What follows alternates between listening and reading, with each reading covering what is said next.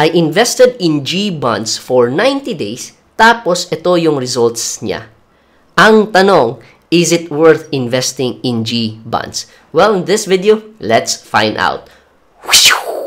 Hi guys, Yupilo here and welcome back to my channel. Now, before we start, I wanna give a quick shout out sa ating mga channel members. So, they are Stella, Jessa, Archer, Raquel, and Newell. Okay, so these are new channel members and also some of them nag-rejoin. So thank you guys for your support. And if you want to also support the channel, again, you can click the link below. You can become a channel member to support this channel. So I'll be also inspired to create more videos for you. Now, with that said, in this video, pag-usapan natin yung results ko investing in G bonds for 90 days.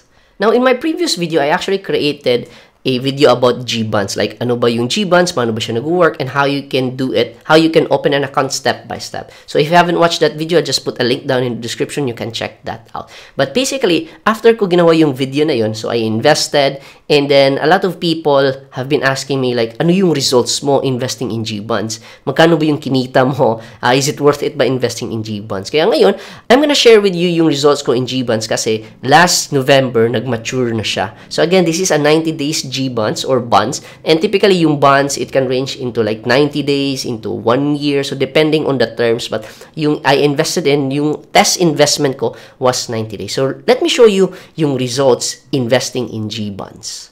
So this is the G bonds that I've invested in. It's the 90-day treasury bill, 3225, so whatever these codes mean. But basically, inside GCash kasi or G bonds, dun mo makikita yung mga different offers ng mga bonds. Now, to give you a quick context, yung mga bonds are actually si government nangungutang to the public. So basically, since mangungutang sila, they are willing to pay interest to you in return. So dito, sa bonds na ito, so this is 90-day, yung investment mo is a minimum of 500 pesos. Tapos, sabi dito, interest rate is 5.47%.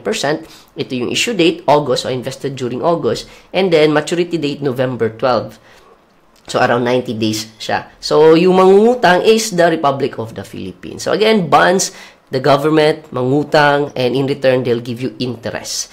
Okay? So, I invested in G bonds. Now, since this is just a test investment, I wanna check if worth it ba mag-invest dito. So, I invested konti lang. So, I invested like 1,000 pesos yung una. And if you notice also dito, may convenience fee tsaka transaction fee na 1.25 pesos and 0.62 cents. So, ito yung total na invest ko, mga 1,001 peso. And then, I also tried na, if I invest once, can I invest more? So, dito, I invested actually an additional 1,000 plus. So, dito, I invested 1,000, another 1,000. So, around 2,000 yung in-invest ko.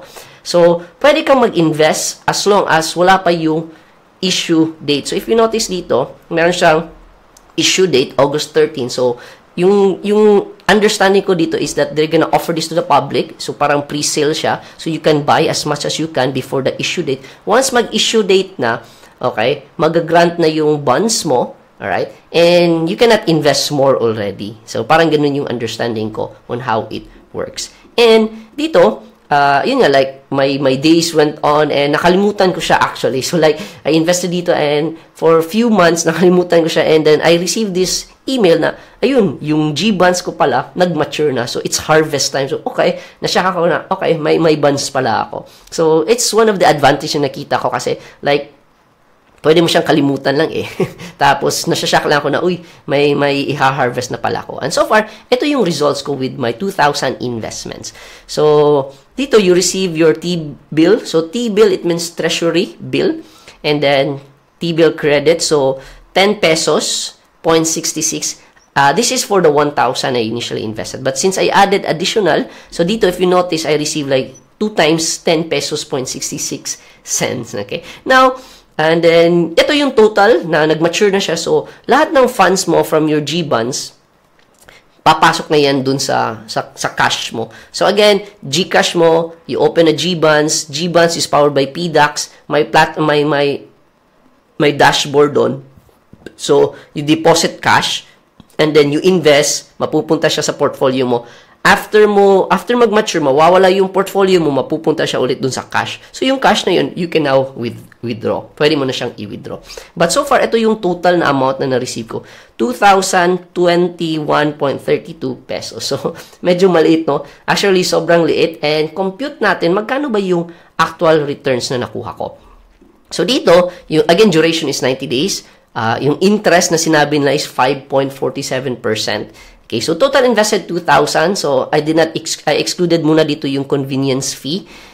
Total interest na receive ko is 21.32 pesos. So, total amount, 2,021.32 pesos. So, I computed 21.32 pesos divided by dun sa in-invest ko times 100%. Yung kinita ko lang is 1.07%. Like, bakit ang liit nito? 1.07%. Tapos sinabi nila 5.47%. And then I realized, okay, basta interest, typically annual yield talaga yan. So eto, since this is like 3 months, 90 days, so what I did is that I multiplied it by times 4 to get annual yield. So yung annual yield na nakuha ko is 4.26. And yun, nagtaka pa rin ako like, bakit 4.26 lang to? Sabi dito 5.47%. So I did quick research and I found out na bonds in the Philippines, meron 20% withholding tax. Okay? So, hindi pala siya katulad ng tawag nito, ng Pag-ibig MP2, okay? Kung saan tax-free. I was thinking bonds, government, so walang tax. May tax pa rin pala. Okay? May tax pa rin. So, just imagine, nangutang yung government, okay? Tapos, binigyan ka ng interest. Tapos yung interest na kinita mo, itatax pa yun. Isn't that crazy? But anyway, so sabi dito 20% withholding tax. And then, so ayun, I computed it na 21.32. Ito yung interest ko divide by 0.8. Okay, so this is like 80% kasi 20% tax na. So 26.65 gross interest. Tapos 26.65 divide by natin by our capital na 2,000 times 100%, 1.33%. Tapos, annual return, 5.33%. Pero, 5.33%, hindi pa rin yan. Diba? Hindi pa rin yan yung binigay. Sinabi nila, interest rate, 5.47 yung sinabi nila dito. Okay? So, anong nangyayari dito? So, what I did a quick research. Binalikan ko yung mga emails ko. And, true enough, nakita ko dito, doon sa email na na-receive ko, eto, naging gross yield 5.28. Okay? So, nag-iba. Tapos dito, harvest time, harvest your bond, harvest time, your bond has matured. Sabi dito, 5.28%. So, doon ko na-realize na, okay, so I check my GCash account right now, pinuntahan ko yung G-bonds, and true enough, yung dito sa 90-day treasury bill, may subject ito, note, subject to change until issue date. Okay. So, meaning yung interest pala na binigay nila dito, like ito, 4.87 yung binigay dito. Once ma-issue na yan, there's still a chance na mag-change yung interest. So, I don't know, that feels so crazy, okay? And if you notice dito, yung ibang mga offer na like RT bill, Retail Treasury Bond 30, so 6.25%. So, ito medyo malaki. But if you notice also yung maturity period, February 28, 2029. Tagal pa. Ito, August 2020, 2030. So, ano mo yun? 5 years. RT Bill 31. Okay? So, 6%. So, the longer yung maturity period, the longer yung interest. Pero ikaw, based dun sa na-experience ko, parang, baka maiba yung interest, di ba? So, it just didn't make sense and medyo na-disappoint lang ako, okay, dun sa returns ko. Now, computing yung actual talaga na na-receive ko kasi hindi ko ni-include yung convenience fee, Pero, yun nga, now, i-include natin. Total invested is 2,003. So, kasi in-include natin yung convenience fee. Total amount, tapos yung net interest ko is 17.58. Yield is 0.88% and annual yield is 3.51%.